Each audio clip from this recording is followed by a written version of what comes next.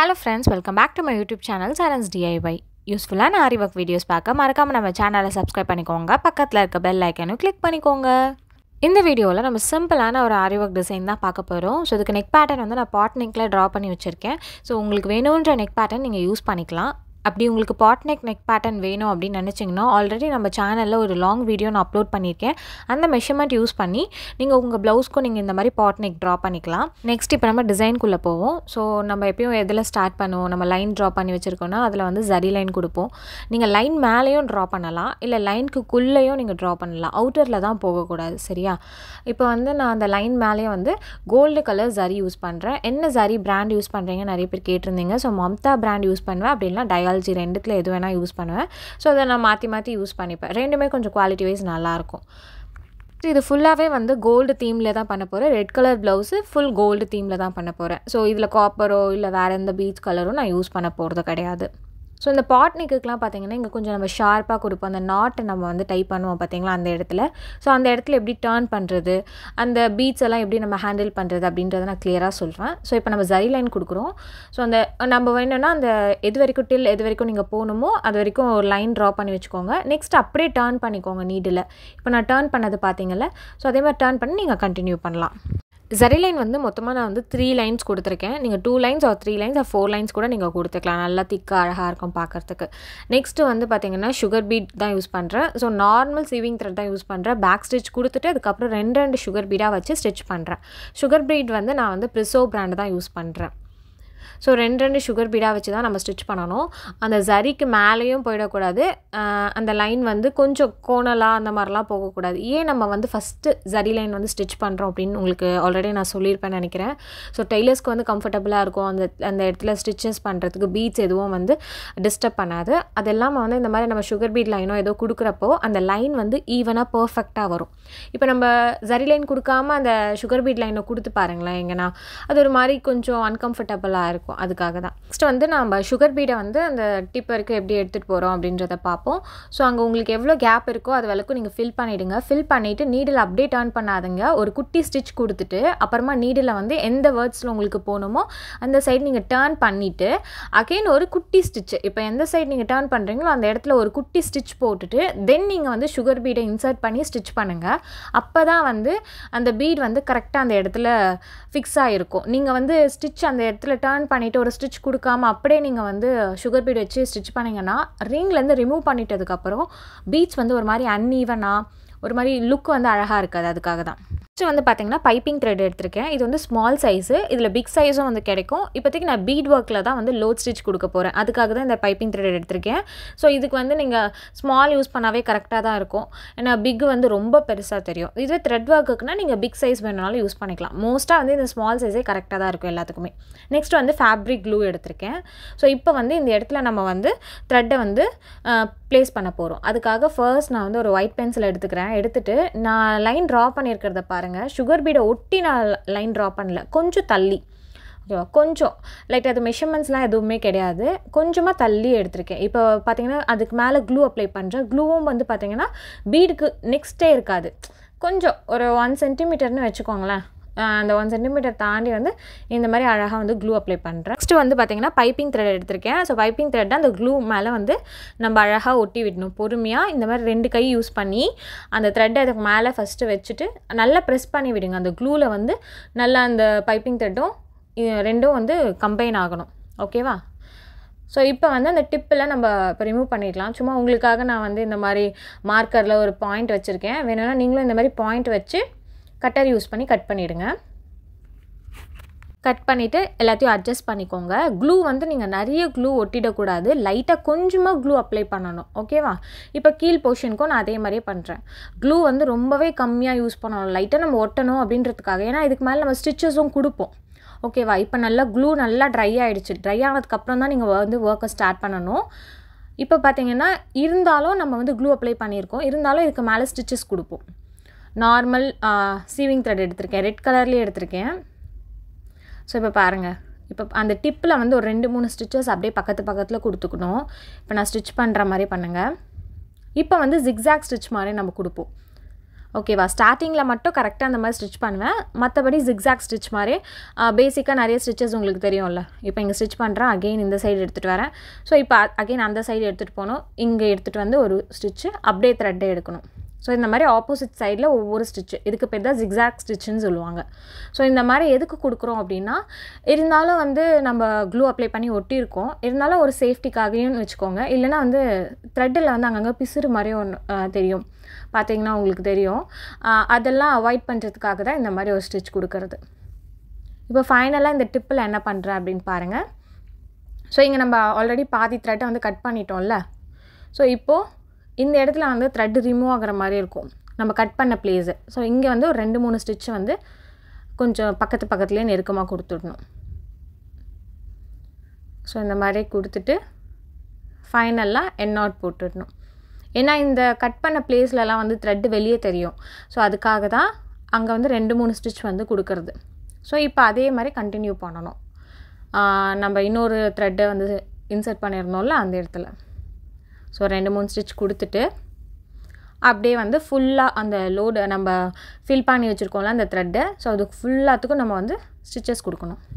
எனக்கு இந்த ப்ராசஸ் ரொம்ப பெருசாக இருக்குது, க்ளூ அப்ளை பண்ணணும், அதுக்கு மேலே பைப்பிங் த்ரெட்டு, அதுக்கப்புறம் ஒரு ஸ்டிச்சஸ்ன்றது ரொம்ப பெருசாக போகுது அப்படின்னு நினச்சிங்கன்னா, நீங்கள் இன்ஸ்டெட் ஆஃப் பைப்பிங் த்ரெட்டு நீங்கள் ஜர்தோசி யூஸ் பண்ணிக்கலாம், இல்லை கோரா யூஸ் பண்ணிக்கலாம்.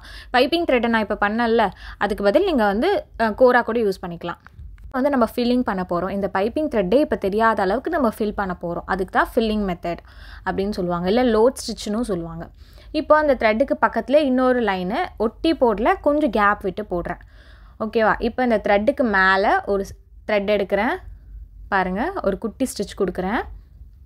க்ராஸாக இப்போ வந்து ஒரு 3 பீட், இல்லை 3 பீட், இல்லை 4 பீட் நம்ம லைன் ட்ரா பண்ணி வச்சுருக்கோம்ல, அதுக்குள்ளே இல்லை அந்த லைன் மேலே எது வேணால் உங்கள் மார்க் வச்சுக்கலாம். இப்போ அந்த த்ரெட் அப்படியே எடுத்துகிட்டு போகிற மேலே ஒரு லென்த்தாக ஒரு ஸ்டிச், அகெயின் ஒரு குட்டி ஸ்டிச் பண்ணி இப்போது ஒரு 5 பீடு கொஞ்சம் க்ராஸாக. இப்போ அந்த பைப்பிங் த்ரெட் தெரியாத அளவுக்கு நம்ம ஃபில் பண்ணணும்.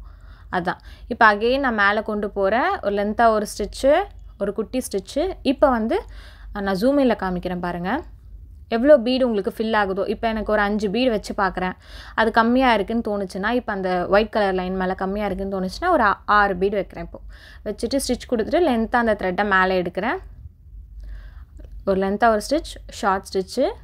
இப்போ அகெயின் வந்து பீட்ஸை லோட் பண்ணுறேன். இப்போ நான் வச்சு பார்க்குறேன், ஒரு 6 பீடு வச்சாலும் எனக்கு வந்து அந்த ஃபில் ஆகலை, அந்த லைன் மேலே டச் ஆகலை அப்படின்றதுக்காக 7 பீடு வச்சு ஸ்டிச் பண்ணுறேன். அகெயின் மேலே கொண்டு போகிறேன். இப்போ பீட்ஸை வந்து அகெயின் இன்சர்ட் பண்ணுறேன். இப்போ நீங்கள் வந்து ஒரு 6 பீட் வைக்கிறீங்கன்னா 6 பீடே கண்டினியூ பண்ணணும், இல்லை 7 பீட்னா 7 பீடே கண்டினியூ பண்ணணும். ஓகேவா.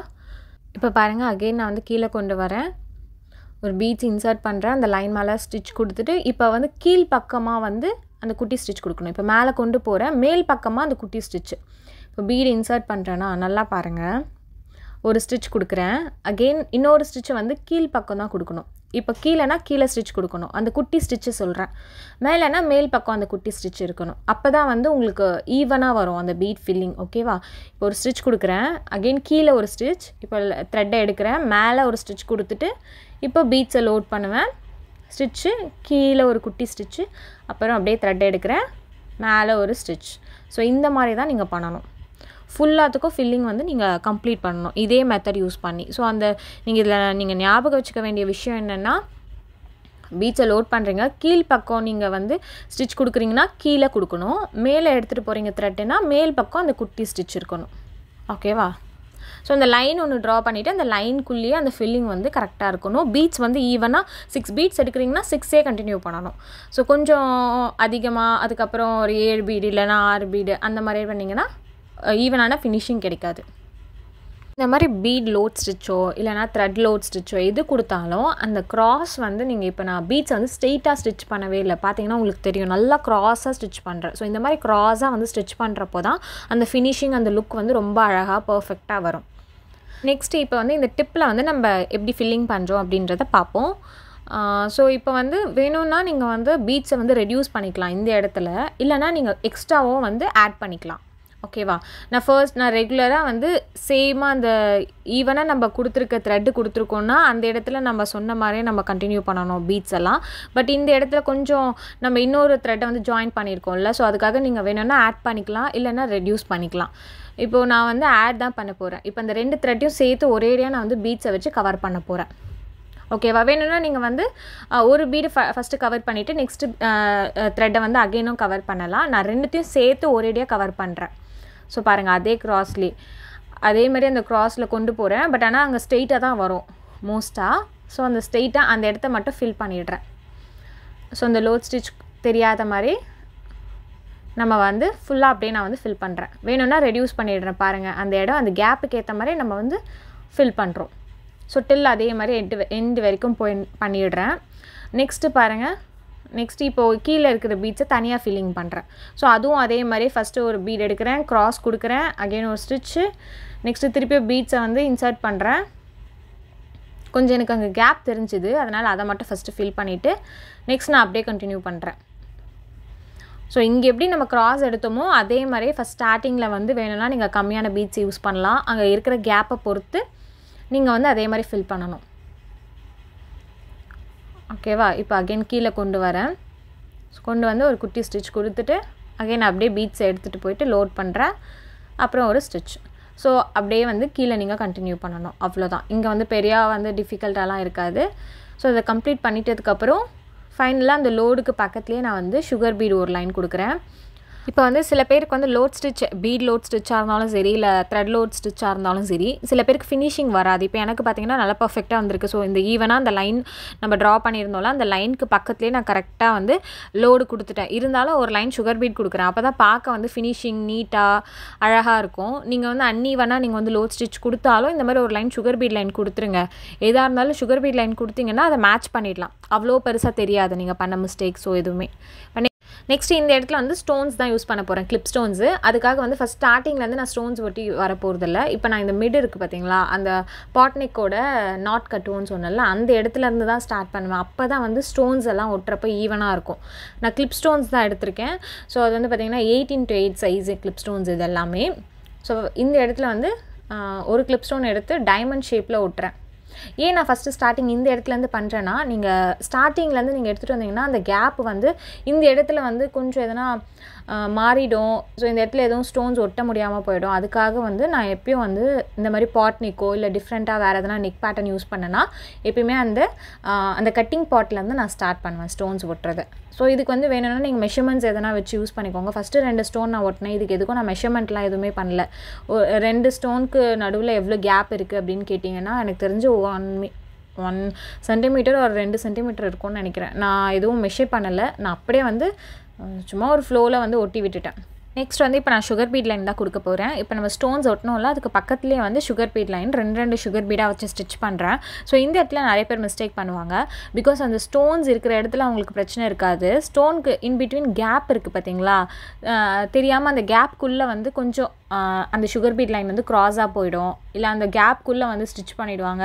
ஸோ அதெல்லாம் பண்ணாமல் ஸ்ட்ரெயிட்டாக வர மாதிரி அழகாக ஸ்டிச் பண்ணுங்கள். அதுக்கு வேணும்னா ஒயிட் பென்சில் எடுத்து ஒரு லைன் மாதிரி ட்ரா பண்ணிவிடுங்க. அந்த ஸ்டோன் பக்கத்துலேயே அந்த லைன் மேலேயே நம்ம வந்து ஸ்டிச்சஸ் கொடுக்கணும் அப்படின்றத ஞாபகம் வச்சுக்கோங்க. நெக்ஸ்ட் இந்த கட்டிங் பார்ட்டில் என்ன பண்ணுறோம் அப்படின்றதையும் நான் காமிக்கிறேன். ஸோ இப்போ பாருங்கள், இந்த இடத்துல வந்து ஸ்டிச் பண்ணிடுறேன். வேணும்னா இந்த இடத்துல எண்ணாட் போட்டுடலாம்.